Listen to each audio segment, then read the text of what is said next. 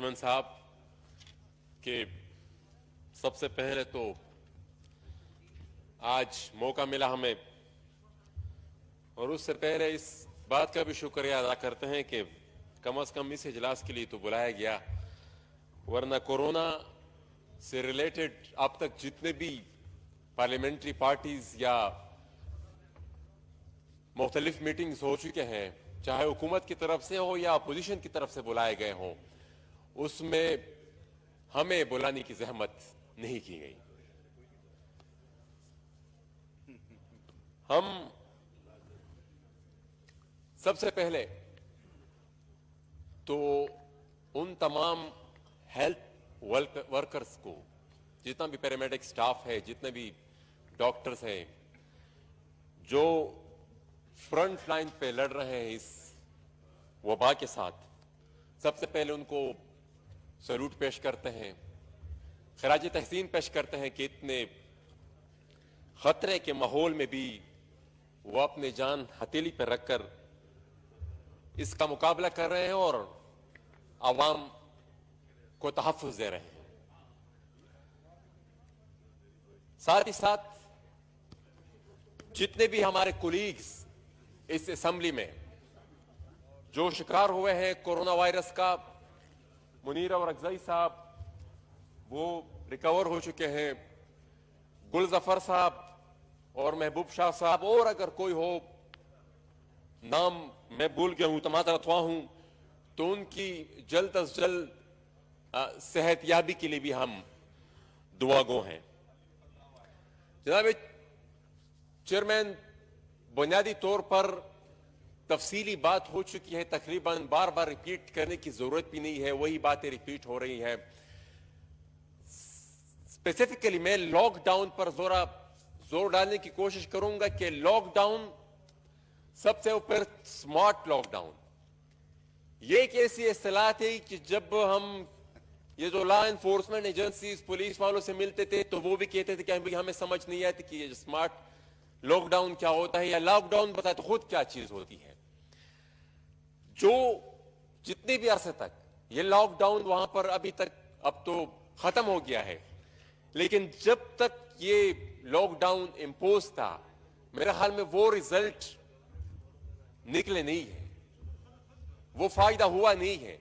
वो मकासद हासिल नहीं कर सके जिसके लिए वो लॉकडाउन इंपोज किया गया था। क्योंकि पार्शियल लॉकडाउन था तो हमें यह समझ नहीं आ रही थी कि चंद दुकानात को बंद करके लोगों को जमे गफीर अपने सूबे की, तो मैं जब तक जहां जहां मैं गुमा हूं मुझे तो वही रूटीन के मामलात नजर आ रहे थे, तो वो कंटेनमेंट उस तरीके से देखने में नहीं आई जिस तरीके से होनी चाहिए थी। तो मेरे ख्याल में सिर्फ वो कारोबार, वो रोजगार लोगों के जाया हुए हैं, बाकी वो फायदा हमने हासिल नहीं किया कि हम इस चीज को कंटेन कर सके। अब हम यहां पर बात करते हैं साउथ कोरिया की। मुझसे पहले होती साहब ने भी यह बात की, प्राइम मिनिस्टर साहब भी उसकी एग्जाम्पल देते हैं कि साउथ कोरिया में भी लॉकडाउन इंपोज नहीं किया गया था, उन्होंने कंट्रोल कर लिया है। तो बहुत बड़ा फर्क है हमारा और साउथ कोरिया के दरमियान। साउथ कोरिया की जो टेस्टिंग कैपेसिटी है, चंद दिन पहले की जो फिगर है मेरे साथ, तो वो है 12,365 पर मिलियन,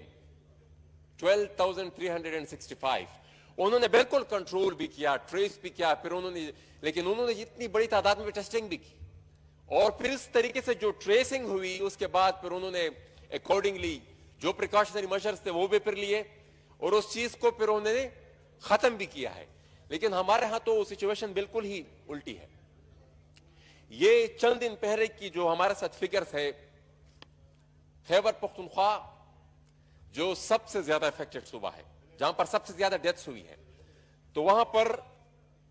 520 टेस्ट पर मिलियन, पंजाब में 664 है, बलूचिस्तान में 813 है, सिंध में सबसे ज्यादा 1274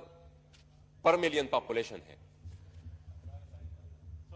लेकिन ये चंद दिन पहले की फिगर है, इसमें 19-20 फर्क आई होगी। اب پھر جب ہم خصوصاً خیبر پختونخوا کی بات کریں تو وہاں پر جو زیادہ ٹیسٹنگ ہوئی ہے جو پشاور ویلی پشاور مردان میں چونکہ پہلا کیس آیا تو زیادہ ہی وہاں پر، لیکن جتنے بھی یہ ریموٹ ایریاز ہیں کوہستان میں ابھی تک کوئی ٹیسٹ نہیں ہوا جو چند دن پہلے کے فگرز ہیں. مومند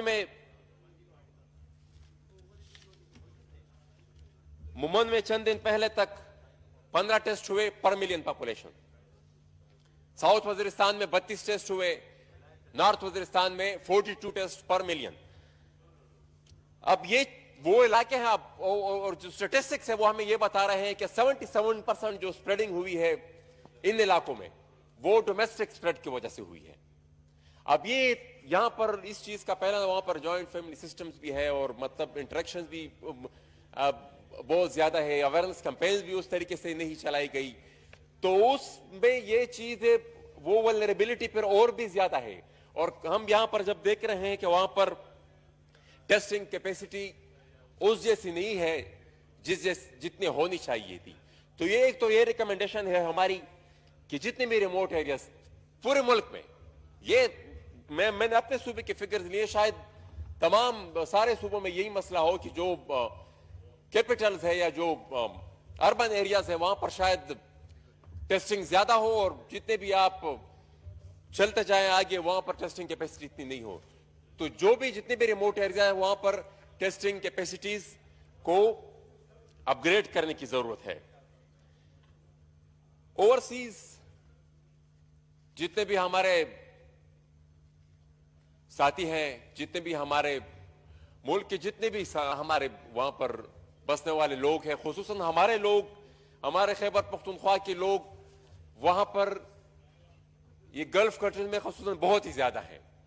اور وہ پورا نقشہ مجھ سے پہلے ہوتی صاحب نے کھینچا، میں اور پھر اس کو ریپیٹ کرنے کی وہ نہیں کرتا، لیکن مسئلہ ان کا یہ ہے کہ وہ ایک تو ان کی واپسی کا مسئلہ ہے، وہاں پر وہ جاب لیس ہو چکے ہیں، جو آمدن تھی ان کی وہ بھی ختم ہو چکی ہے. اب جب وہ واپس آنے کی کوشش کرتے ہیں تو پہلے تو فلائٹس نہیں ہوتی، اور پھر جب پی آئی کی فلائٹس ہوتی ہے تو وہ بھی بہت مشکل سے پہلے ان کو ٹکٹ ملتا ہے، پھر جب ٹکٹ بھی ان کو ملتا ہے تو وہ پھر 3 گنا 4 گنا زیادہ اس کے فیئر ہوتی ہے. تو یہ بھی ایک سجیشن ہے کہ پی آئی اے کی حکام تو ان کو چاہیے تھا کہ سبسیڈائزڈ ریٹس میں فلائٹس بھی بڑھائے اور سبسیڈائز ریٹ میں وہ ان ممالک سے لوگوں کو یہاں پر لے کر بھی آئے، لیکن ہم الٹی چیز دیکھ رہے ہیں کہ سسٹم بالکل الٹا چل رہا ہے. ساتھ ہی ساتھ بہت ہی ضروری چیز جس کی طرف میں اشارہ کرنا چاہتا ہوں، یہاں پر ایجوکیشن منسٹر نے آن لائن کلاسز کی بات کی. داور صاحب چونکہ کافی میں جناب تو وائنڈ اپ کی طرف میں وائنڈ اپ کرتا ہوں. میں نے ایک اور ایشو پہ بھی 2 منٹ بات کرنی ہے، مجھے تھوڑا ٹائم دیجیے گا. میں آن لائن کلاسز کی یہاں پر بات ہوئی، ہماری ایکس فاٹا کے جتنے بھی لوگ ہیں 1-2 ڈسٹرکٹس کو چھوڑ کر ان کے طلباء چیخ رہے ہیں سالوں سے. اور جب سے یہ لاک ڈاؤن ہوا ہے اور آن لائن کلاسز کا وہاں پر آغاز ہوا ہے تو وہ وانا میں احتجاج جاری تھا، نارتھ وزیرستان میں احتجاج ہوا. مطالبہ وہ یہ کر رہے تھے کہ ہمیں 3G اور 4G کی سہولت دی جائے. وہاں پر سیلولر نیٹ ورکس جا چکی ہیں لیکن وہ 3G اور 4G آن نہیں کر رہی. تو ہمیں یہ بھی بتایا جائے کہ وہ کون سی ایک دفعہ پھر قوت ہے جو ابھی تک انٹرنیٹ کو وہاں پر نہیں چھوڑ رہی، کہ اس لاک ڈاؤن کی سچویشن میں وہاں پر جو ان لاؤن بس وہی اشراف کیا ہے. اب تو پرائم منسٹر صاحب نے خود ہی نام لے لیا، وہ اشراف کیا، ایک ہی اشراف کیا ہے ملک میں، اس کی طرف میں بھی میں آ رہا ہوں. دوسری چیز جو بہت امپورٹنٹ ہے، میں ایک بہت ضروری ایشو کو ڈسکس کرنا چاہتا ہوں چیئرمین صاحب. چند دن پہلے ہمارے علی وزیر صاحب کا چونکہ کورونا پازیٹیو آ چکا ہے، اللہ ان کو جلد از جلد ریکور کرے، وہ خود آتے تو وہ اس معاملے پر بحث کرتے. ان کے چچا زاد بھائی عارف وزیر، جن کا چند دن پہلے وانا میں ان کو ایک ٹارگٹ کلنگ کے ذریعے ان کو شہید کیا گیا، اور یہ کوئی پہلی شہادت نہیں ہے ان کی فیملی کی. اسی دہشت گردی کی جنگ کے خلاف جو جنگ ہے اس میں وہ 18 شہادتیں دے چکے ہیں. لیکن عارف وزیر کی جو شہادت ہے وہ کچھ منفرد اس لیے ہے کہ نارملی تو ہونا یہ چاہیے تھا کہ ایک ٹارگٹ کلنگ کا, ایک دہشت گردی کا اگر واقعہ ہو تو ریاست کو یہ رسپانسبلٹی بنتی ہے کہ وہ جائے انویسٹیگیٹ کرے اور وہ جو کلپریٹس ہیں ان کو پکڑے. یہاں پر تو ہم الٹا دیکھ رہے ہیں کہ جتنے بھی پراکسی اکاؤنٹس ہیں وہ اس چیز کو سیلیبریٹ کر رہے تھے, یہاں تک کہ حکومت مکمل خاموش تھی. وفاقی اور صوبائی حکومت کی طرف سے اس قتل کی کوئی مذمت نہیں ہوئی, یہاں تک کہ گورنر پنجاب صاحب کی آفیشل ٹیم کے ویریفائیڈ اکاؤنٹ کی طرف سے ایسا مواد thank you very much. ایسا نہیں میں جناب اسپیکر یہ بہت ضروری بات ہے, میں وائنڈ اپ کرنا چاہتا ہوں. اس مقصد کے لیے اجلاس دیکھیے بلایا جی, گیا ہے. کورونا تو پہ اسی بھی بات کر رہا ہوں, کورونا لیکن پہ focus کورونا کی آڑ میں ہیومن رائٹس کی وائلیشن بھی نہیں ہونی چاہیے, ہیومن رائٹس کی وائلیشن بھی نہیں ہونی چاہیے. کورونا کی آڑ میں دہشت گرد وزیرستان سے لے کر باجوڑ تک پھر ابھر رہے ہیں, وہ پھر ری گروپنگ کر رہے ہیں. یہ کورونا سے تو آپ چھٹکارا پالیں گے, لیکن وہ دوسرے دہشت گردی کی وبا جنہوں نے 70,000 کے قریب ہمارے بندوں کو شہید کیا ہے, اس سے بھی نپٹنا ہوگا, اور یہ سب کورونا کی آڑ میں ہو رہا ہے. جناب چیئرمین آخری بات میں وائنڈ اپ کرتا ہوں. تو یہ بہت ضروری چیز ہے چیئرمین صاحب, ہم ان شہادتوں سے, یہ ہمارے ساتھ میرے سامنے ہوتی صاحب بیٹھے ہوئے ہیں, عوامی نیشنل پارٹی کے 1000 سے زیادہ کارکن اسی دہشت گردی کا نشانہ بنے ہیں, وہ ابھی بھی اپنے نظریے سے پیچھے نہیں ہٹے. یہاں پر پیپلز پارٹی کی قیادت وہ خود اس کا نشانہ بنی ہے, لیکن وہ اپنے نظریے سے پیچھے نہیں ہٹی. یہی بات میں بھی ریپیٹ کرنا چاہتا ہوں کہ اس طرح کے واقعات, اس طرح کے حملے, یہ ہمیں اپنے مقصد سے پیچھے نہیں ہٹا سکتے, یہ اپنی سوچ, اپنے نظریے سے ہمیں پیچھے نہیں ہٹا سکتے. لیکن ریاست کو, چیئرمین صاحب, ریاست کو کچھ ریسپانسبلٹی انجلی بابا, پوری تھینک یو.